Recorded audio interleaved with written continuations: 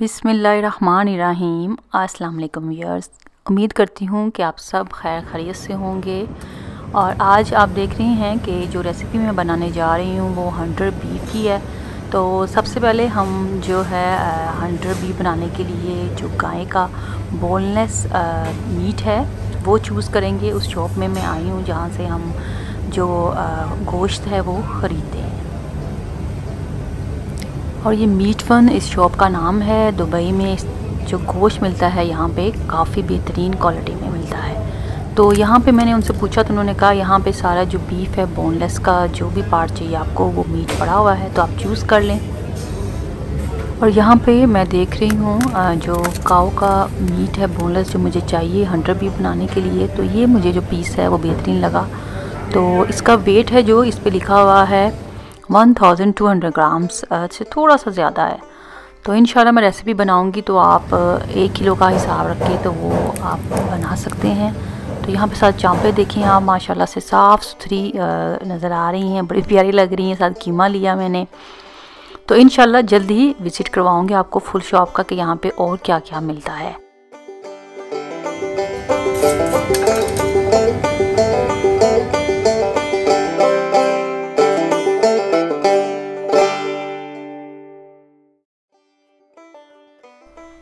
बिस्मिल्लाहिर्रहमानिर्रहीम। तो आइए अब रेसिपी बनाने की तरफ आते हैं। बकरा ईद पे ज़रूर ट्राई करें। हंटर बीफ बहुत ही इजी है और बहुत ही मज़ेदार स्पेशल ये रेसिपी है। और ये मेरी सिस्टर की रेसिपी है तो आप उम्मीद करती हूँ कि ट्राई करेंगे और ज़बरदस्त आपको लगेगी। तो यहाँ पे आप देख सकते हैं मीट मैंने बता दिया आपको 1 किलो ले लें। और ये इमली ली है मैंने। इमली यहाँ पे मैं हाफ़ कप इस्तेमाल करूँगी। ग्राम्स में मैंने वेट किया तो ये 80 ग्राम्स है। इसको मैं पानी डालकर गर्म पानी मैंने इमली में यूज़ किया है, डिप कर दूँगी और आधे घंटे के लिए हम इसको छोड़ देंगे ताकि ये सॉफ्ट हो। और यहाँ पर जो मैंने इमली ली है वो गुठलियों के बगैर है। अगर आपके पास गुठलियों वाली इमली है तो आप गुठलियाँ निकाल लें।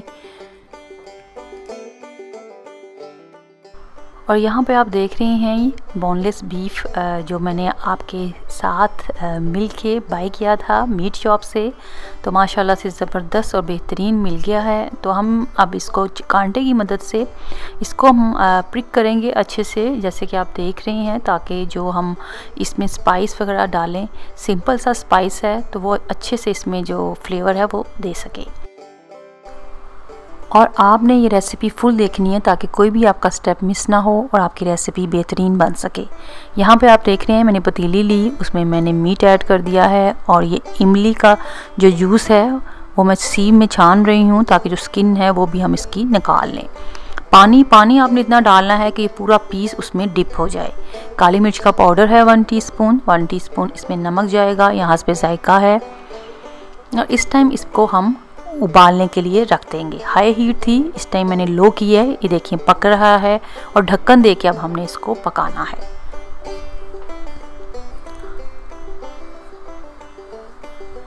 यहाँ पे मैंने कोई 35 मिनट्स पर देखा है। आप देखें इसका पानी अब कम होना शुरू हो गया है। मैंने इसकी साइड चेंज की है। अब यहाँ पे मैंने चेक किया है ये जो मीट है हाफ़ टेंडर हो चुका है। तो मैं इसमें 1 टीस्पून सिरका डाल दूँगी, या लेमन जूस भी आप इसमें 1 टीस्पून ऐड कर सकते हैं। लेमन डालने का मकसद होता है या विनेगर कि जो मीट है वो अपना कलर ज़्यादा चेंज ना करे। तो यहाँ पे आप देख सकते हैं तकरीबन 1 घंटा और इसने कोई 25 मिनट्स लिए हैं फुली कुक होने में। पानी यहाँ पे ड्राई हो चुका है, ऑलमोस्ट ड्राई होने वाला है। और मीट भी आप देख सकते हैं माशाल्लाह से ज़बरदस्त अल्हम्दुलिल्लाह गल चुका है। आपने बहुत ज़्यादा बिल्कुल ड्राई नहीं करना, जिस तरह आप देख रहे हैं इसी तरह आपने थोड़ी सी सॉस रखनी है इसकी इमली की। और फिर आपने हीट को यहाँ पे बंद कर देना है। इम्पॉर्टेंट मेथड है ये जो आप यहाँ पे देख रहे हैं। तवा लें या पैन लें, इसमें बटर डालें या घी। मैंने बटर का इस्तेमाल किया है, अनसॉल्टेड बटर है।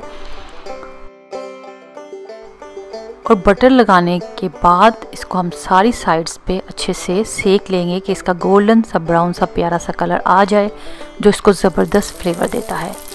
एक इम्पॉर्टेंट चीज़ यहाँ पे ये भी मैं बताती चलूँ कि ये मैंने अभी पूरा पीस इस्तेमाल करना है, इसलिए मैं सारा होल पीस जो है उसको तवे पे बटर के साथ जो है वो सेक रही हूँ।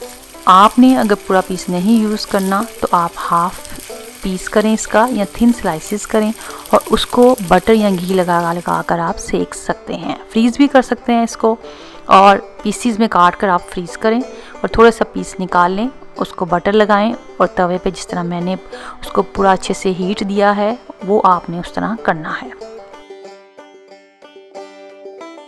यहाँ पे मैं आपको कुछ बातें बताती जाऊँ हंटर बीफ के इस्तेमाल करने के लिए। आप इसको चाय के साथ इसके स्लाइसिस खा सकते हैं, इसको सैंडविचेस में लगाकर आप हंटर बीफ के सैंडविचेस बना सकते हैं और ये बड़ी यूनिक दावत की स्पेशल रेसिपी है।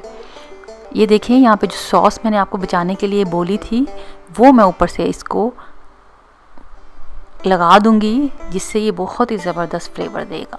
अल्हम्दुलिल्लाह माशाल्लाह से बहुत ज़बरदस्त इमली का एक अरोमा सा और हल्का सा काली मिर्च का जो फ्लेवर है इसमें आता है।